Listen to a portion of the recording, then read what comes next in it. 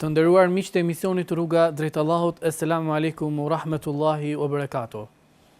Sot do të nisim një cikël të ri për plogështin. Çfarë është plogështia? A është kjo një sëmundje e rrezikshme për besimtarët apo jo? Plogështia në adhurim, a është dembelizëm? Kur bëhet plogështia një devijim i vërtet në rrugën që ka nisur drejt Allahut të madhëruar? Çfarë koncepti dhe si duhet ta trajtoj besimtari plogështin? A do ta marrë seriozisht trajtimin e kësaj sëmundje? A është një sëmundje më rrezikshme se sëmundje trupore që kalon një njeri në jetën e tij? Kjo sëmundje rrezikon shumë. Po cilat janë të vërtetat e kësaj sëmundje? E nisim të cikël dhe do të vazhdojmë rreth 4 emisione duke folur për ciklin e plogështisë me hoxhën e nderuar Eris Rama. Vazhdojmë emisionin me njëherë mbas të dëgjojmë përshkrimin poetik.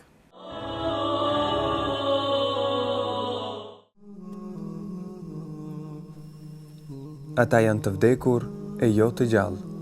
Nahl 21. Një frazë e cila më bën të reflektoj gjatë. Ata janë të vdekur. Ecin në rrugët e jetës si një i verbër në errësirë. Nuk e di se ku shkoj. Pa pritur, jeta ime mori një kthes të frikshme. Allahu është dritë e qiejve dhe e tokës.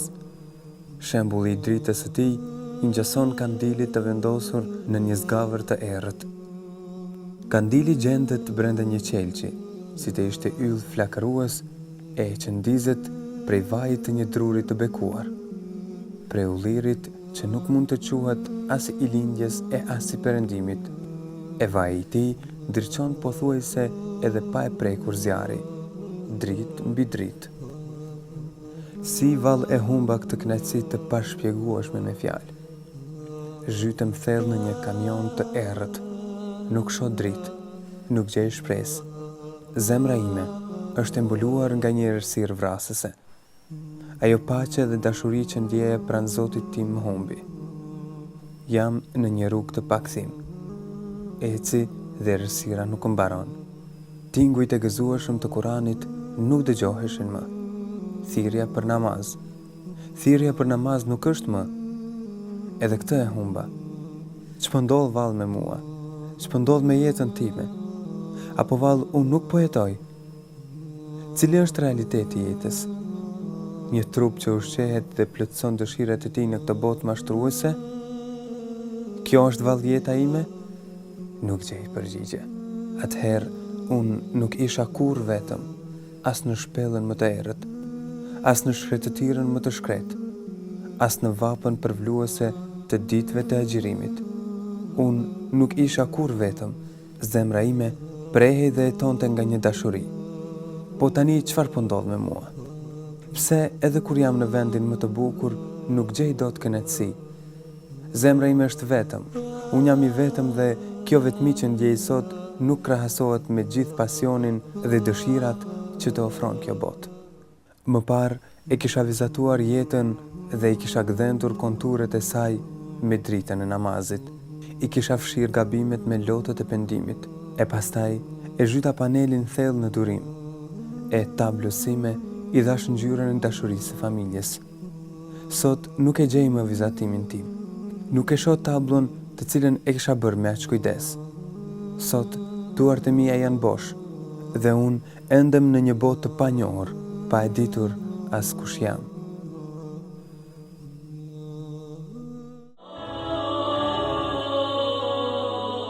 Të nderuar miq, erdhëm në studio mbas të përshkrimit poetik që tashmë është bërë e zakonshme për ne para se të fillojmë emisionin. Fillojmë me përshkrimin poetik për të vazhduar temën e radhës. Hoxh, mirë se erdhe. Mirë se gjellë. Folëm për një cikël të gjatë temash mbi veprën e mirë, ndikimin që ka drejt për së drejtin jetën e besimtarit. Por ndodh që besimtari të ndihet i plogësht, të ndihet dembel. Dhe kjo është tema e sotshme, dembelizmi apo plogështia në adhurim, hoxh. Të futemi se gjithmonë kemi bërë zakon të flasim për qartësimin e koncepteve dhe terminologjive të fjalëve tona. Të futemi me kuptimin e fjalës plogështi apo dembelizëm. Fillimisht e falenderojmë Allahun e Madhnuar dhe lutem që Allahu të na mundson që të jemi nga ata të cilët shpejtojnë dhe garojnë në punë të mira, përjetojnë kënaqësinë e këtyre adhurimeve dhe me këtë kënaqësi para përgatiten për të shijuar edhe kënaqësinë e shpëlimit të Allahut Azza wa Jall. Amin. Allahu nderuar, njeriu është një krijesë e çuditshme, interesante, që kalon nëpër gjendje dhe faza të ndryshme. Mundet që një ndoshta gjë shumë e thjeshtë të ndikojë tek ai. Sikur që ne dim nga jeta e përditshme. Do të thotë mund të jesh në kulmin e disponimit dhe për disa sekonda të biesh në fundin e dëshpërimit si pasojë e një lajmi të shkurtër që ke dëgjuar. Ky është njeriu dhe e kundërta. Mund të jetë njeriu në fundin e zhgënjimit dhe dëshpërimit, por një lajm i gëzueshëm mund ta ngrit atë në shkallën më të lartë të disponimit dhe kënaqësisë.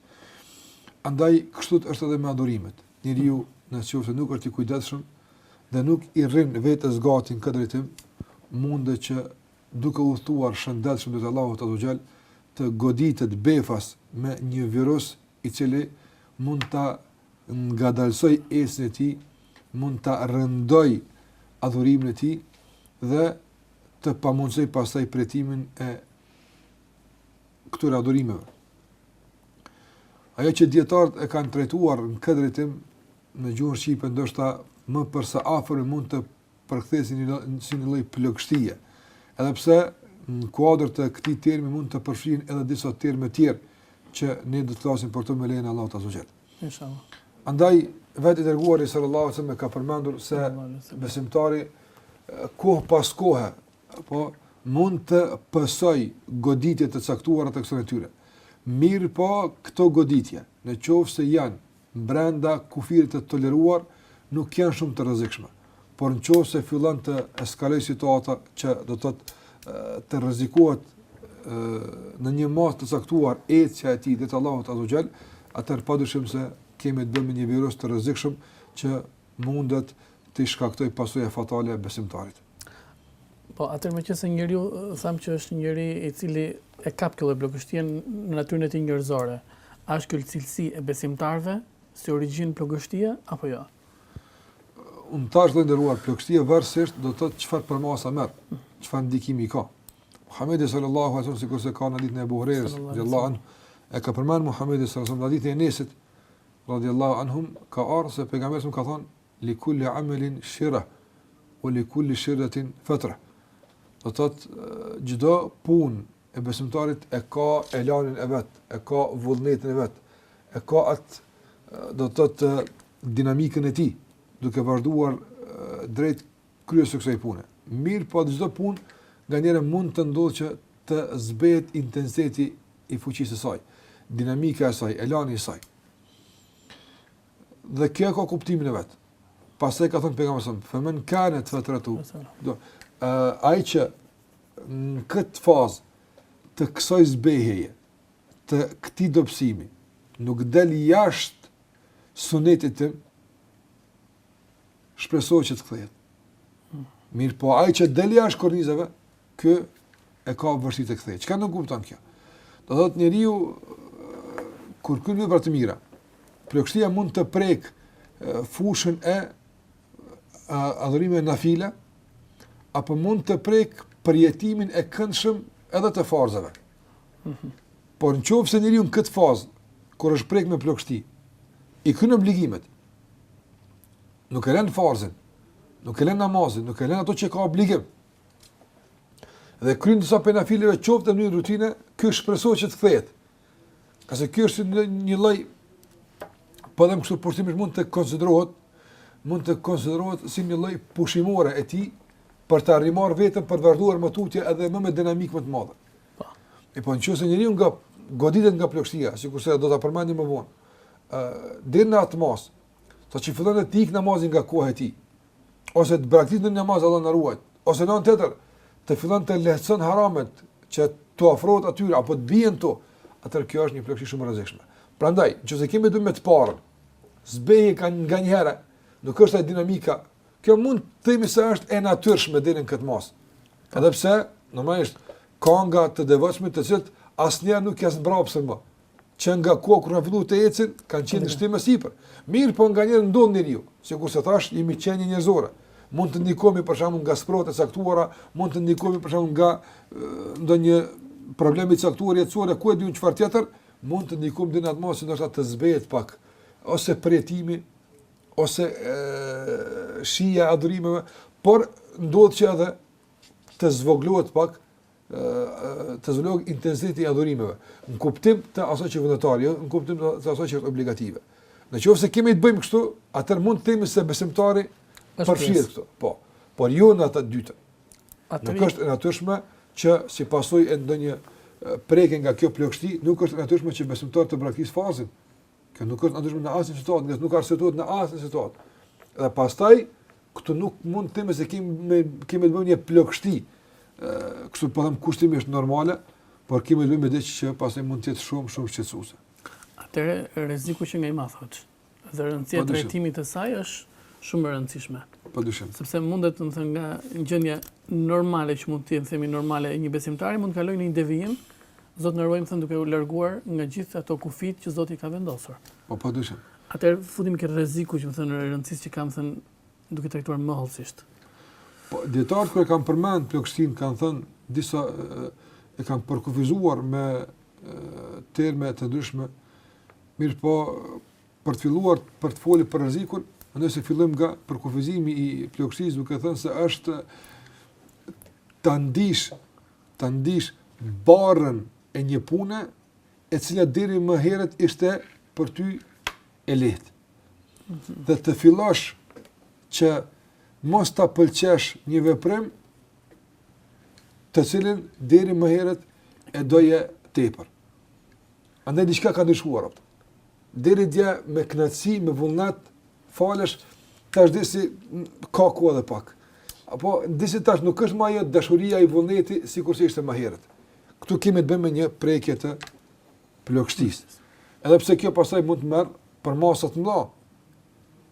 Deri Zoti na ruaj në shkatrimin e njeriu.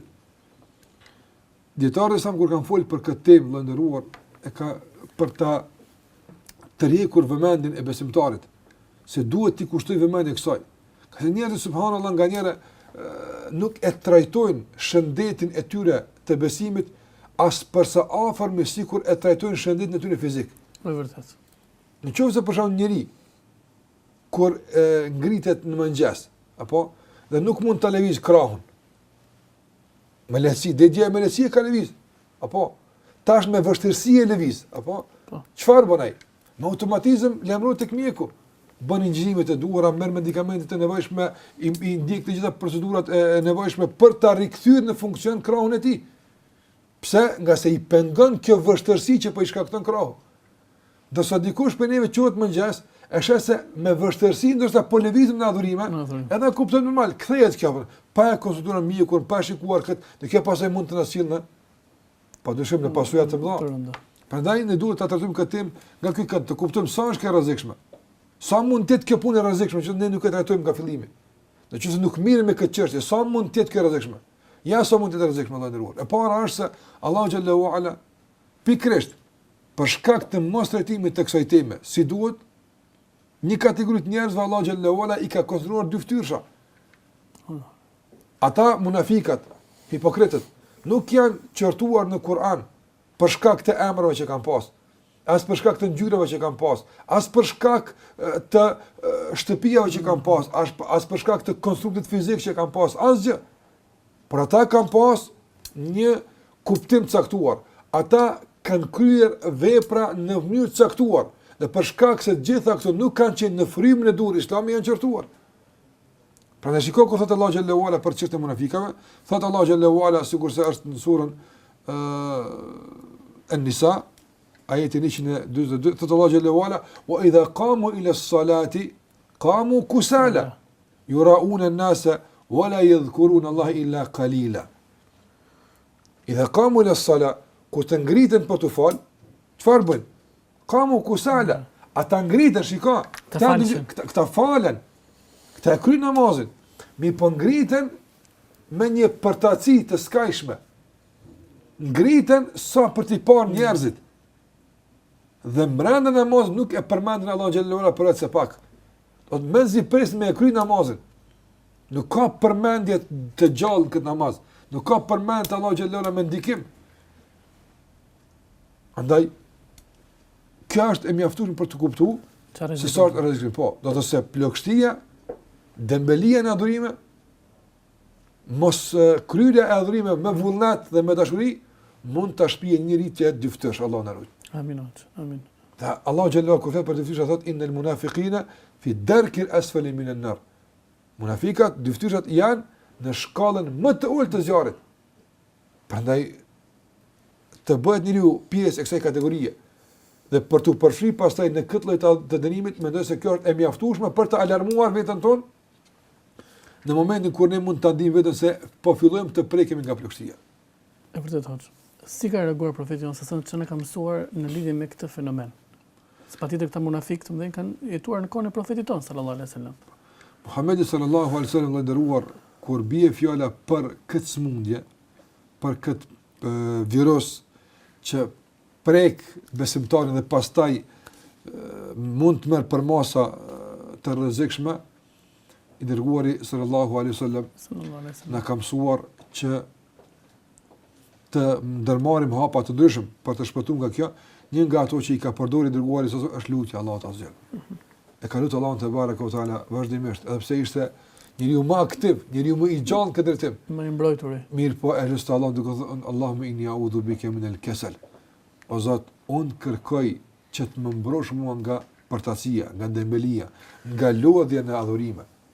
Madje është transmetuar nga Muhamedi sallallahu alaihi wasallam se e kishte tradit në kohë të saktuar të mëngjesit dhe në kohë të saktuar para mbrëmjes ta përmendte Allahun xhallahu ala me disa përmendje të veçanta, të kërkonte nga ai disa çështje të posaçme që ishin të ndërlidhura me këto dy kohra të rëndësishme të fillimit të ditës dhe të fillimit të natës. Në të dy pjesët e ditës së tij, Muhamedi sallallahu alaihi wasallam thoshte amsayna wa amsal mulku lillah walhamdulillah, apo amsayna do të perandoj dielli, na zuri nata dhe i tërë pushteti i takon Allahut azza xal, edhe për këtë i takon Allahut i tërë falënderimi.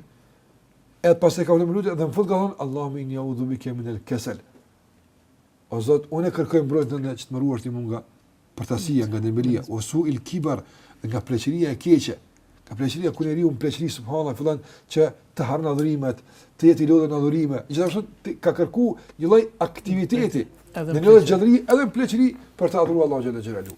Andaj të kërkuarit e mbrojtjes nga kjo smundje, së paku 2 herë nditje nga ana e Muhamedit sallallahu alaihi wasallam, mendoj që është një sinjal i mjaftueshëm për neve për të na alarmuar për rrezikun e kësaj pune.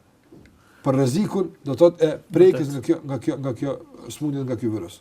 Që bie hoxh me këtë dua, me këtë rreziku para lajmërimit, duke qenë profeti sallallahu alaihi wasallam kërkon mbrojtje dhe në pleqëri, tregojnë që kjo lloj smundje, nëse shumë të tillë, thënë, i kap të gjithë kategoritë e besimtarëve? Po dyshim. Po, edhe kjo është pikë më rëndësishme që përmend Allahu shpërblet. Nga se disa njerëz nganjëherë për shembull kur të folit për një smundje, ata me automatizëm paramendojnë se kjo ka të bëjë me këtë kategori ose me atë kategori dhe ndiviten të përjashtuar nga ky rrezik. Ne do themi nuk ka njeri që përjashtohet nga mundësia e goditjes nga plagështia. Nga se në momentin kur ne ndëgjojmë Muhamedit sallallahu alaihi wasallam duke kërkuar mbrojtjen e Allahut, që Allahu ta ruaj nga kjo smundje, kush pas ti mund të jetë i kursyer? Kush pas ti mund të jetë i mbrojtur? Kush? Askush. Të gjithë ne jemi të rrezikuar nga kjo smundje. Andaj të gjithë ne duhet të jemi suqel. Dhe fakti që të gjithë mund të përfshihemi në këtë smundje, të gjithë ne mund të prekemi nga ky virus, na bën që ta kuptojmë se sa është kjo rrezikshme. Na bën që ta kuptojmë se sa është e nevojshme dhe e rëndësishme që ne të mirëmi këtë çështje. Pavarësisht a jemi prekur apo rrezikohemi të prekemi. Rreziku ekziston.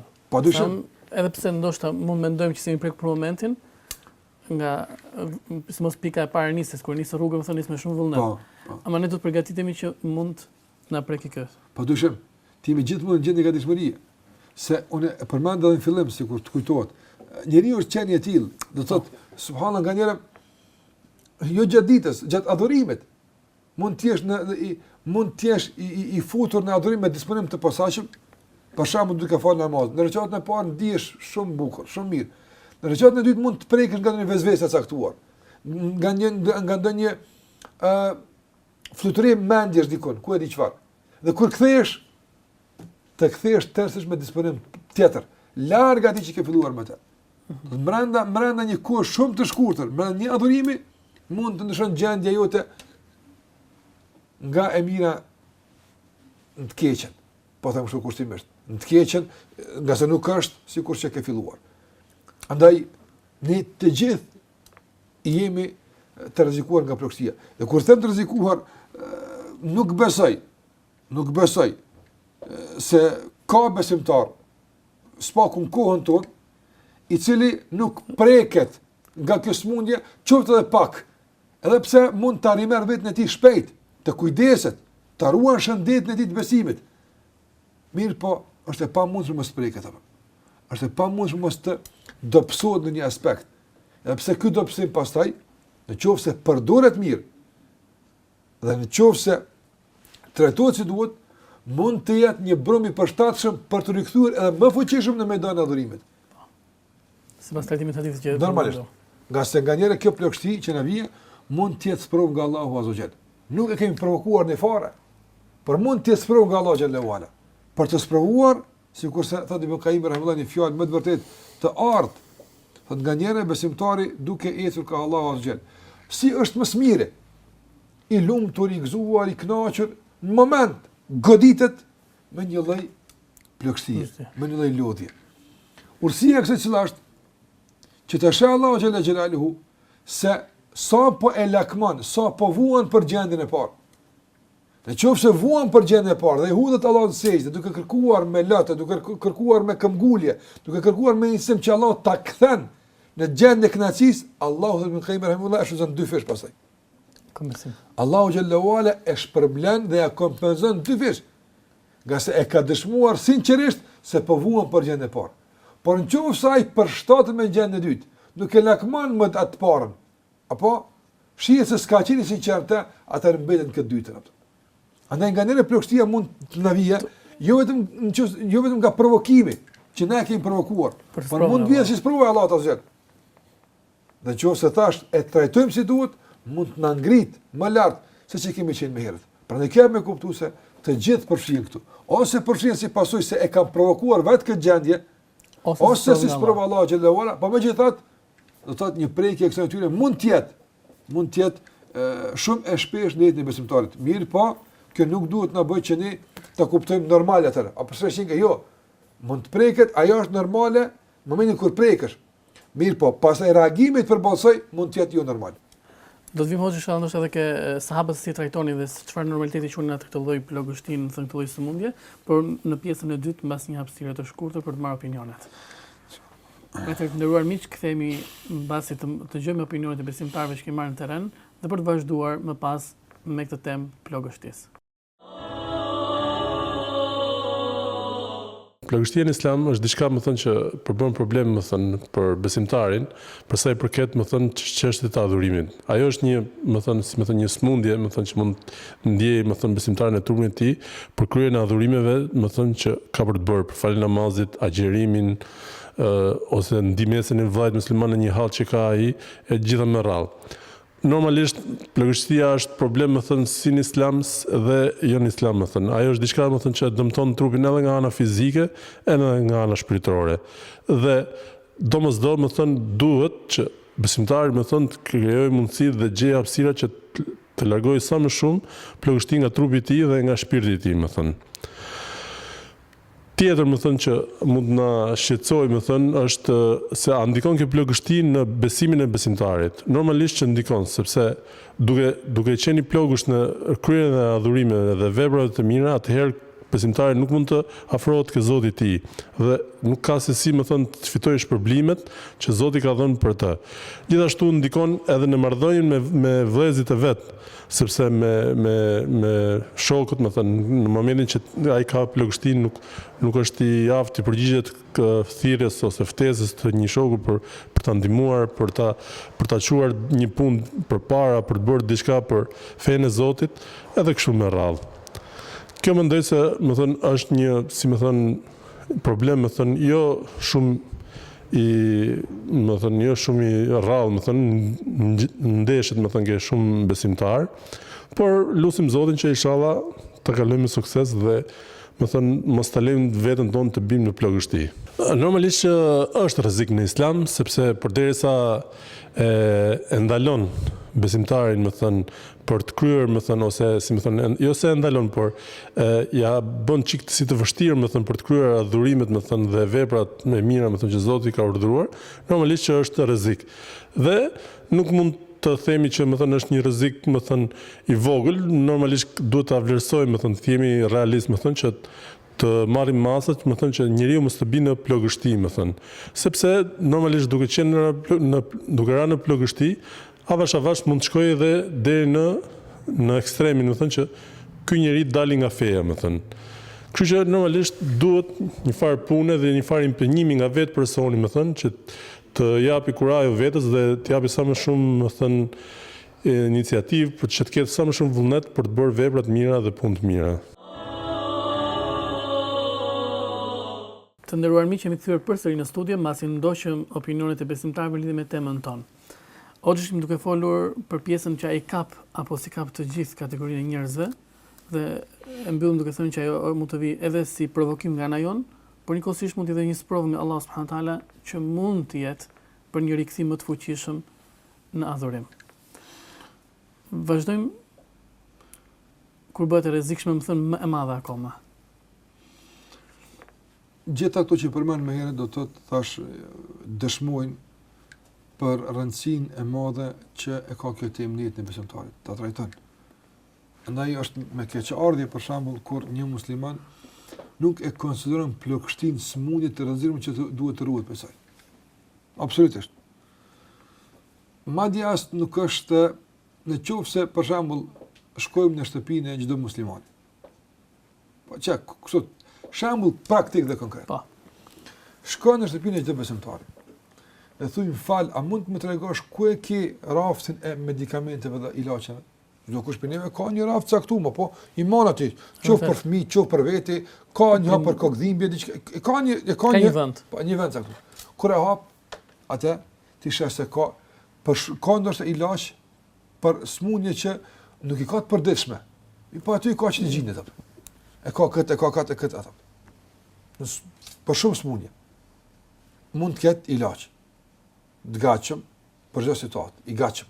Vërtet, për shembull, çështë kutia e shpejtë. Unë e kuptoj për shembull, më dhem koka sot dhe nga kokdhimbja e madhe shkoj edhe e marr një bari në banatore. Këtë e kuptoj.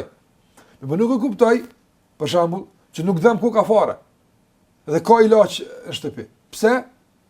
Po kur të më dhem, shiko, kur të më dhem të kam gatshëm. Po mirë. Ti tash për shembull nuk e ke këtë smundje të zemrës. Nuk e ke këtë plagështi. Po nëse goditesh, ku është ilaçi? Nuk ka shtëpitë muslimane, shikoj për shembull apo. Nëse shikojmë libarinë e tyre apo. Janë të zbehta. Çfarë libra mona aty për shembull, nëse godet diçka që të shtohet me shpejtësi. Ose nëse shikojmë për shembull në kompjuterin e tij atje, për shembull, atë dosjen që e ka me audio ose video, të ligjërata aty për personale, dokumente personale. Personale është ai. Ai mund të thonë kur të kam hin internet. I themi për edhe kur të kam shkon banatore njëjtë, pse po urrona për veti. Prandaj duhet kemi një lloj barnatore edhe për smundjet e shpirtit të zemrës, që timi afër ndikimit, të ndikojmë me shpejtësi të madhe. Prandaj çdo kush mund të goditet nga kjo. Askush sikur se për shembull, a ka kategori njerëzish në botë që nuk mund të goditen nga gripi? Nuk ka. Të gjithë kapën mas. Të gjithë kapën në mas, ose kokdhimbje ose kështu me radhë. Prandaj, qoftë i dërguari sa ashabët e pejgamberit sallallahu alaihi wasallam. I transmetuar lutje të shumta nga ata që kanë kërkuar mbrojtjen nga Allahu xhallahu ala, të ruan nga plagështia, nga dembelia kështu me radhë. Madje kanë konsideruar ditën që nuk kanë ecur përpara, humbje. Sikur sa Ibn Mesud radhiyallahu ta'ala anhu, a ditë që nuk kam shtuar në dijen time, nuk kam ecë me ambicie, ose nuk kam shtuar në adhurimin tim, e kanë konsideruar humbje, a ditë se kam llogarit fare. Ditë humbur. Normalisht, e ditë ata sa e kanë konsideruar të rrezikshme ditën e humbur. Kur ato ditë adhurimit i kishin normal. Po, namazin vullnetar, po, ama Ky ishte Kjo është plus. plus. Të shton një përjetim. Dje e kam përjetuar namazin kështu të sot njëjtë. Sot do të pak më mirë. Ata kanë kërkuar gjithmonë të jenë në avancim sipër. Në momentin kur nuk kanë qenë në avancim, e kanë konsideruar se janë godit nga plagështia. Kush për ne e konsideron mos avancimin në adhurim plagështi? E konsideron normale këtë çështje. Madje askuj nuk e shkon mendja të shikon se mund të jetë kjo smundje. Pse dje u fala më mirë, sot jam sikurse pardje, nuk jam sikurse duhet të jetë nesër. Askush këtë nuk ka smundje. Fatkeqësisht pak nga njerëzit. A duhet të them që ne me këto pika duhet të alarmohemi. Jo në kuptim të panikut, as në kuptim të shkaktojmë të trauma, ku e di, jo, por ta normalizojmë ecën drejt Allahu xhallahu ala duke i pas parasysh rreziqet. Po. Për këtë arsye, nëse nuk e marrim këtë parasysh, kjo mund të eskalojë deri në devijim sikur të ceka. Nëse nuk japim rëndësi kutis normalisht të ndihmës shpejt, në të barnave, atëra do të bëhesh edhe për shtirin në spital. E pastaj nëse atje nuk e merr trajtimin e dur, mund të vdesësh. Normalisht kjo çështje. dhe vdekja e shpirtit është Normalisht. Vdekja e zemrës mund të vijë kështu. Ajo zemra fillimisht alarmon. Zemra fillimisht alarmon se është duke u lot. Pse? Kush i jep disponim gjymtyrë për të adhuruar Allahun xhallahu ala? Zemra. Ka se gjymtyrët këto janë. Sikur se kanë qenë dje, sikur se janë sot, sikur se kanë qenë pardje, sikur se janë nesër, njëjtë atje nuk lëviz ato. E pse sot disim malet jam namaz e di. Po kjo zemër e gjallëru. Kjo zemër dërgon sinjale të gjallërisë, apo të plagështisë, apo të lodhjes. Dhe në momentin kur zemra dërgon sinjale të lodhjes, duhet më dhon barrën e posaçëm për ta kuruar, për ta aktivizuar normal. Edhe ajo që shenja. Dhe nuk ja vënë veshën këtë shenja. Sikurse po them, në jetën e përditshme, në aspektin shëndetësor, fizik. Nëse për shembull, fillon më befas duke nejt, mirë je, fillon më ngurfat. Frymore pak azan. A merr këtë një normal? Ajt një herë, e dy herë. Një javë me radhë. Interesant Allah, se zemra duke dërguar shenja se nuk ka diçka rregull. Nuk ka diçka rregull, dhe ti më njëherë lajmërohesh dhe merr hapat e duhura. Andaj edhe këtu, kur na ka plagësia në adhurim, fillim të zbehemi. Për shembull, kemi lexuar kaq faqe Kur'an, tash kemi ra, ose kemi lexuar kaq faqe Kur'an, përsëri po lexojmë kaq, por nuk është përjetimi ai që ka qenë. Diçka kemi filluar me hum diçka. Diçka po na ngulfat këto adhurime, nuk po i lën lirshëm të kryen. Nëse nuk ndërmarrim masa, atëherë padyshim se do të eskalojë deri në më tepër. E pastaj nëse përsëri nuk marrim masa, jemi habit mes dunjas, jemi habit mes asaj, adhurimet kryen si në formë rutine, dal ngadal, fillon njëri edhe milion të gjithë, Allah na ruaj.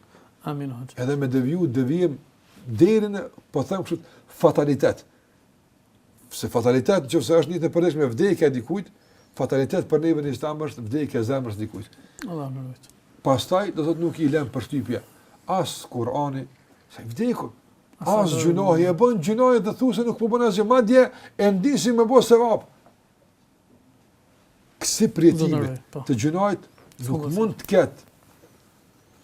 të ketë argument se ka zemër shëndosh. Aje e pshenja të qarta se ke zemër Allah nuk ka vdekur. Amin. Prandaj kjo bën këtë punë të rrezikshme. Shikoj një smundje që mundet me të shkaktuar vdekje. A është rrezikshme? Është shumë rrezikshme dhe kjo mosdhënia rëndësi i mejdani shumë i rrezikshëm, që nga ky mejdan mund të kalojmë kujdanin e kufirit që është devijimi. Padyshim, mos të madhe. Porosia hynore për krijuesit ton, si është në lidhje me këtë fenomen, me këtë sëmundje të zemrës që rrezikon deri në devijim? Allahu më numër për të na ruajtur nga kjo sëmundje, ne ka porositur që gjithë mund të jemi në angazhim, në garim mes vete, në punë të mira. Ka se ky garim na garanton vazhdimsi, kontinuitet, na ruan nga zbedhja, dembelia dhe plagësia. Andaj sa vjen në Kur'an Allahu xhallahu ala thotë: "Wasari'u ila maghfiratin min rabbikum." Dhe shpejtoni, nxitoni, nuk ka Kur'an dikun ecni dal ngadal, pushoni nga pak, s'ka kështu kurkun. Nuk ka Kur'an ecni nga pak, pushoni dikun pastaj vazhdoni më tut dal ngadal, s'ka kështu. Wasari'u wasabiqu, apo ngutuni, nxitoni, garani, o fi dhalika flet për xhenetin surën Mutafifin, do thotë o fi dhalika falyatanafasul mutanafisun. Ju garues, ku jeni ju? Në këtë e janë dhe garani. Shikon, na sfidon, na provokon, na nxit që të gutemi. që mos t'i lajmë hapësirë plagështisë na lodh, na zbraps, po gjithmonë t'jemi përpara. Madje edhe në momentin kur mund të prekim nga kjo zbehje, apo përzi të vazhdojmë. Ec, mos u dal. Ka si Ibn Qayyim rahimahullah thot, ajo që e kuptojmë nga fjala Allahu xhallahu ala është se besimtari nuk nje status quo, gjendje statike në udhëtimin drejt Allahu xhallahu ala. Nuk ka gjendje statike. Do të thotë nuk ka pushim. E çka ka? Ibn Qayyim rahimahullah thot, liman sha'a minkum an yataqaddama aw yata'akhkhar. Allahu ka kush don nga ju të ecë përpara apo të shkojë mbrapa. Ose do të jesh në udhëtim drejt Allahu xhallahu ala. Qoftë të dal nga dal, po s'po ku je duke ecë, ose në momentin kur ta merr se je ndal, ndoshta pa vëdije tënde, pa ndier ti fare, por dije se duke shkuar mbrapa. Dhe kjo pastaj mund të rrshjas sikur se çakom deri në fundrinat e devimit Allahu na ruaj. Prandaj Allahu na mëson kështu se rregull, ligj i ecjes drejt Allahu xhallahu ala është karimi. Andaj na nxit garani, nxitoni. Pse ne ka shpërës bukurit e xhenit? Për të na josh. Për të na josh, ecni. Në qoftë se unë them ty për shembull, në qoftë se kryen këtë punë, e ke këtë pajisje. Ti nuk e ke ide, ty vetëm duket e bukur. Por në qoftë se fillon me të zbërthej detalet, me këtë mund ta bësh këtë. Sa më tepër zbërthej, ti më tepër. Ai mund të bësh. Normalisht. Atë Allahu xhallahu është Allahu xhallahu ka pas mundësi më thonë kush e kryen këtë punë, kush beson, kush kryen punë mira, e ka xhenetin. Ne mjafton me kuptues se fjala xhenna është në gjuhën arabe diçka e bukur, diçka, po nuk mos të dim çka është. Dhe kjo ti e mjaftuar për të nxit. Por megjithëse Allahu xhallahu ala ne ka thënë më tepër duke përmend detajet e detajeve në xhenet. Për çfarë arsye kjo? Nuk ka nevojë. E tëra kjo për të na josh, për të na nxit. Shikoj çfarë thotë, shikoj çka ka, shikoj do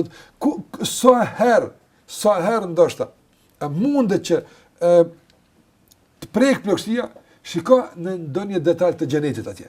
Ta e josh. Dikën e josh për shembull bukuria e lumenëve, dikën e josh bukuria e drunëve, dikën e josh bukuria e grave të xhenetit, dikën e josh kjo. Gjitha këto lloj ka përmend, apo nëse kjo styr për momentin, josh me kët. Po e rëndësishme është ec përpara, ec mos u dal. Mani dietari sa përpara kanë përmend se kur jam prek nga ndonjë lodhje, ngarkesë ose më radh, ju që ka shikuar një bin Allah xhallahu se kjo ka qenë domosdoshme, por nganjëherë të ndendurit me njerëz ambicioz ka bërë që të nxisin për punë. Ta nxisin për punë. Sikur sa thotë shehu, sikur sa thotë Ibn Qayyim rahimullah, kur na kaplonte ndonjë sprov, lodheshim, mjaftoheshim me një ndaj pak çaste me shehu sa Ibn Qayyim rahimullah. Çfarë thoshte ai? As kishte ai nuk e shkop magjik për të ngjall. Por i këshillonte me fjalët e Allahu xhallahu ala.